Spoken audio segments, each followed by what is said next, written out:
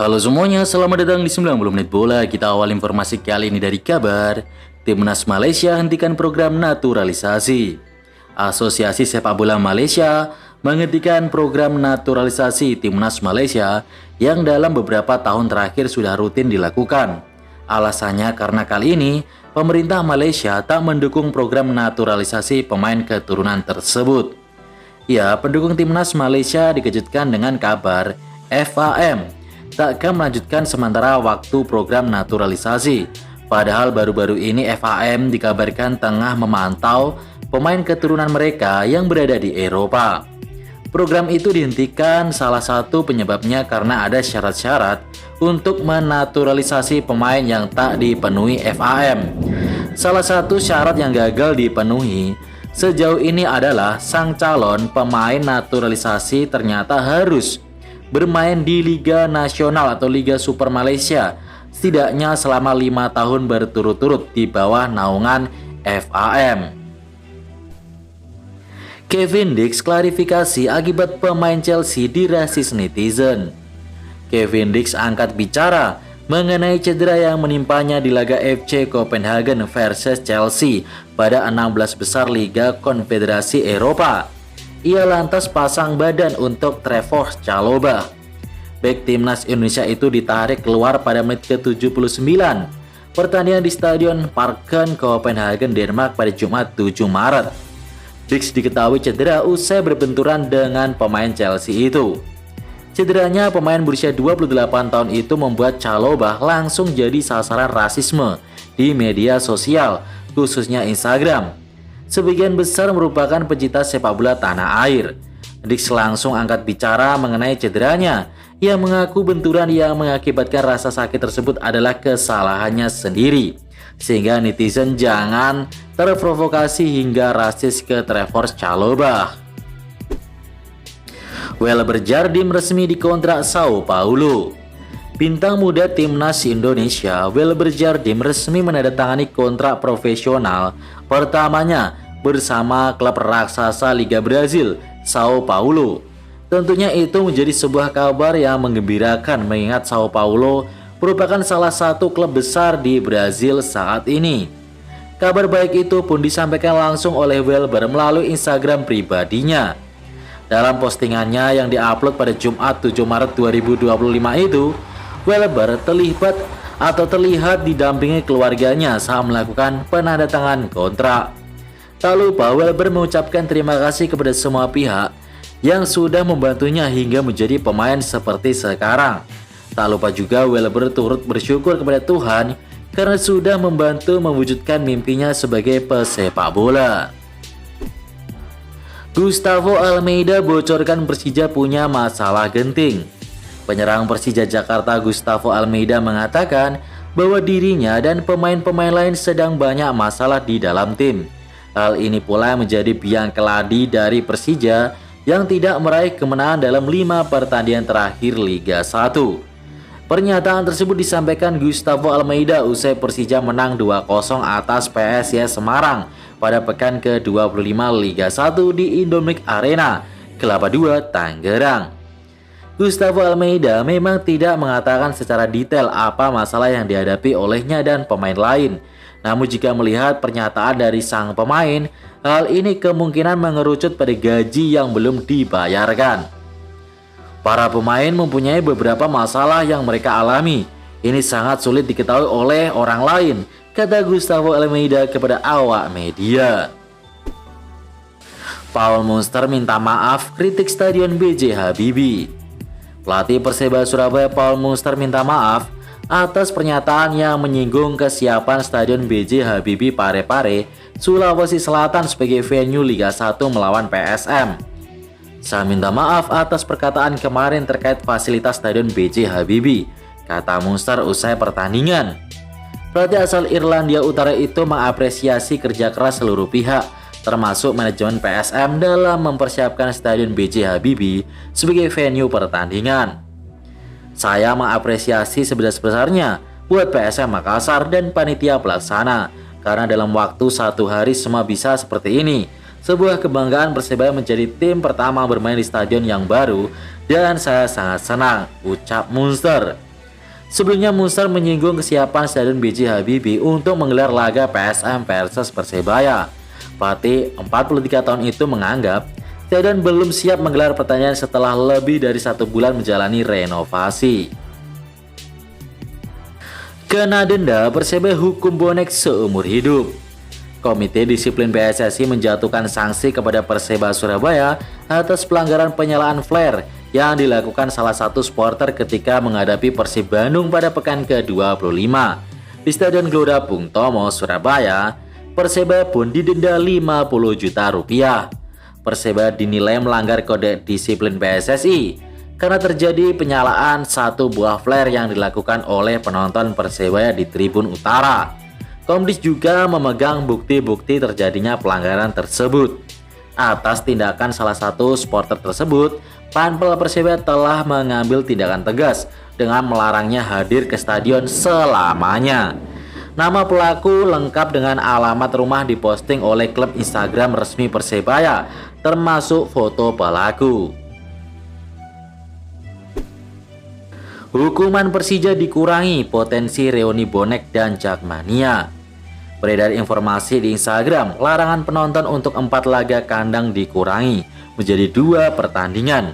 Denda Persija pun disebut berkurang menjadi 200 juta saja. Dengan keputusan ini, laga panas antara Persija versus Persebaya dipastikan bakal semakin meriah. Jakmania disebut sudah bisa kembali mendukung langsung tim kesayangannya di Jakarta International Stadium. Dukungan penuh Jakmania tentu bakal menjadi tantangan tersendiri bagi Persebaya. Namun justru kabar ini disambut gembira oleh para bonek. Para pendukung Persebaya Surabaya antusias menanti atmosfer panas big match ini. Di akun Instagram @onlinepersebaya, banyak komentar yang menunjukkan kegembiraan bonek bisa bereuni dengan Jakmania. Berlaga di ACL, Madura United dapat dukungan dari banyak elemen supporter. Madura United baru saja bermain di leg pertama perempat final AFC Challenge League melawan Tainan City yang berlangsung di Stadion Nanjing, Taiwan pada Kamis 6 Maret 2025. Pada pertandingan tersebut, Madura United berhasil pulang membawa 1 poin usai bermain imbang 0-0 dengan tim tuan rumah. Saat laga tersebut ada hal unik yang menyertai perjalanan Madura United bersama ketika bermain di ACL 2024-2025. Laskar sampai kerap mendapatkan dukungan dari para supporter Indonesia yang berada di Taiwan, mulai dari Bonek Mania, Bobotoh atau Viking, Jakmania hingga Aremania, dan juga banyak kelompok supporter lainnya. Uniknya para supporter tersebut datang dengan menggunakan atribut tim kesayangannya masing-masing. Ini yang membuat Madura United seperti mendapatkan energi lain pada saat bertanding. Kedatangan supporter tersebut mendapatkan apresiasi dari tim Madura United. Bahkan dalam akun sosmednya, Madura mengucapkan terima kasih atas dukungan yang diberikan selama pertandingan berjalan. Francisco Rivera dan Bruno on fire kunci kebangkitan Persebaya. Francisco Rivera dan Bruno Moreira sedang on fire. Mereka adalah sosok di balik sebiji gol yang membawa Persebaya Surabaya mengalahkan PSM dengan skor 1-0 di Gelora B.J. Habibie Parepare. Francisco Rivera mencetak gol kemenangan setelah mendapatkan assist dari Bruno Moreira pada menit ke-63. Gol tersebut sempat dianulir hakim garis yang menganggap Rivera berada dalam posisi offside.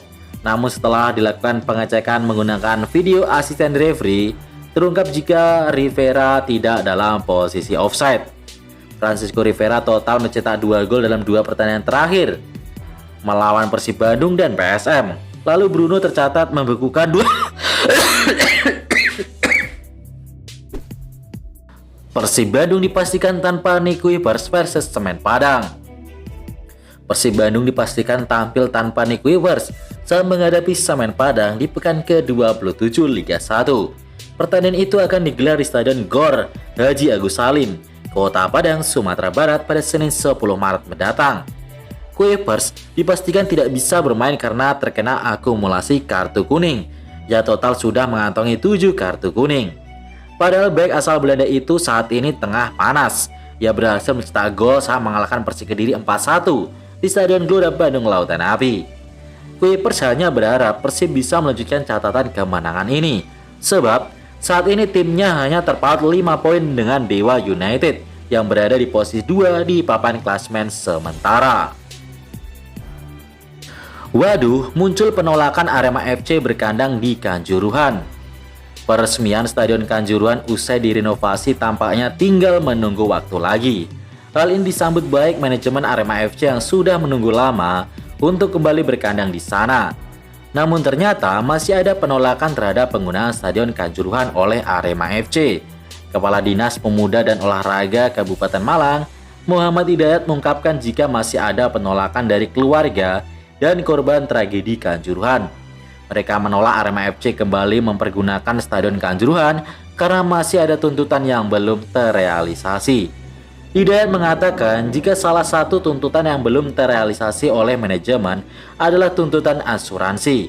Para keluarga dan korban tragedi Kanjuruhan ini telah melayangkan surat penolakan kepada Dispora Kabupaten Malang. PSS Sleman akhiri catatan buruk 6 laga tanpa kemenangan. PSS Sleman akhirnya bisa meraih kemenangan setelah puasa di 6 pertandingan BRI Liga 1. Mereka sukses menumbangkan Persita Tangerang pada menit atau pada pekan ke-26.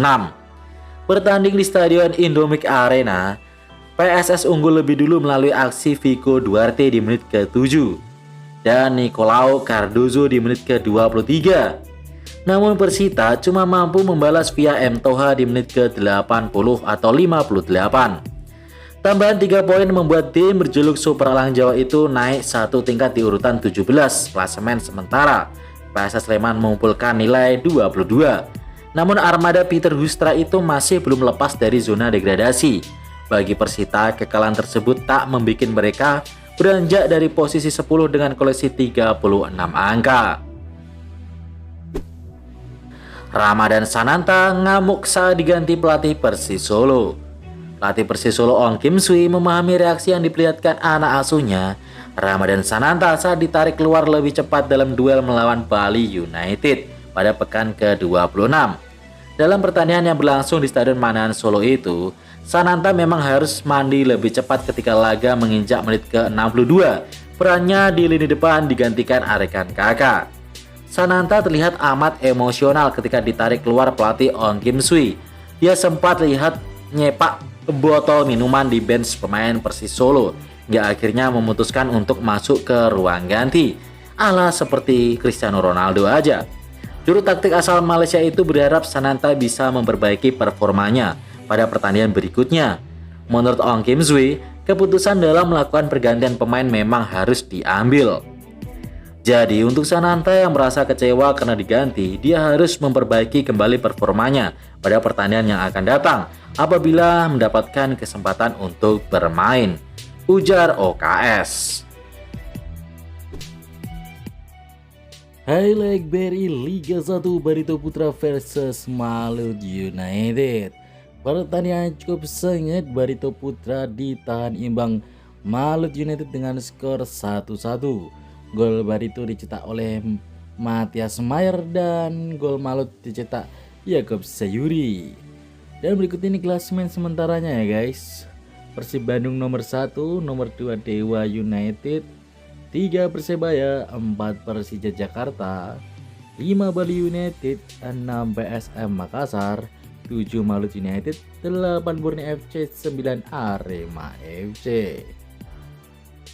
Nomor 10 nih ada Persita Tangerang, 11 PSPS Biak, 12 Persik Kediri, 13 Barito Putra, 14 PSIS Semarang, 15 Persis Solo, 16 Semen Padang, 17 PSS Sleman, dan 18 Madura United. Gimana guys dengan jagoan kalian ada di nomor berapa?